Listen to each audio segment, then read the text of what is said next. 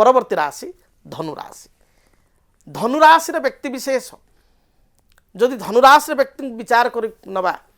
ताले धनुराशि व्यक्तिशेषकर विगत बहुत दिन धरी आपणकर देखिए बहुत क्राइसिस भितर थे 2019 मसीह 18 मसीह 2023 मसीहा जुलाई मास पर्यंत 23 जुलाई पर्यंत स्थिति बहुत ही खराब थिला। तेबे 23 मसीहा जुलाई मास परे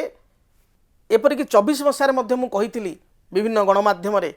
जे धनुराशि गोटे संकीर्ण पथ आसूची संकीर्ण बाट आसूची जो थे कि आप आगू जापर डेभलपमेंट हो पार आपणकर ताहा मध्य सत्य प्रमाणित होईछि एवं सेथिरे मध्य आपण आगू बढ़ी कृतकार्य होती किछिटा सोर्स ऑफ इनकम आपणकर बढ़ी तथापि गोटे अवरोध भाई आपन फिल हो सबू है किंतु किछि ग्रोथ भी होईछि किंतु आखि दृश्य है ना। तेबे आखि दृश्य उन्नति आपण 15 मई परे जेतेबेले बृहस्पति वर्तमान षष्ठ अच्छा किछि नुआ शत्रु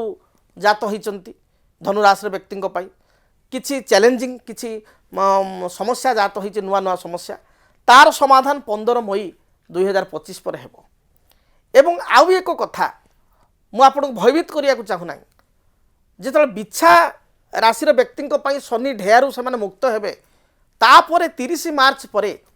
शनि जो तृतीय अच्छा चतुर्थ को जीवे मीन को से आपणकर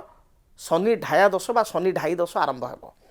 शनि ढाई दश आरंभ हेले आपन को कनसीयस हो चलिया पड़ो टी अधिक परिश्रम करने पड़ो वर्कआउट करिया पड़ो एवं शनि होचंती कर्मकारक जेते परिश्रम करेंगे कॉन्फिडेंस मन भीतर रखिए self confidence is companion of success आत्मविश्वासटा सब सफलतार सूचना देखिए निश्चय आपन को शुभफल प्रदान करेंगे। तेबे धनुराशि व्यक्तिशेष नूतन भूमि जमी वर्षर प्रथमार्धर प्राप्ति करेंगे बा मध्यार्धर प्राप्ति करेंगे जमी नुआ घर जगह एगुड़िक क्रय करेंगे बा गृह प्रवेश करेंगे किसी व्यावसायिक परिवर्तन करेंगे गोटे जगह गोटे जगह बिजनेस शिफ्ट करेंगे बा नुआ बिजनेस करेंगे एभली किसी स्थिति रही। कर्मक्षेत्र परिवर्तन मध्य मे रु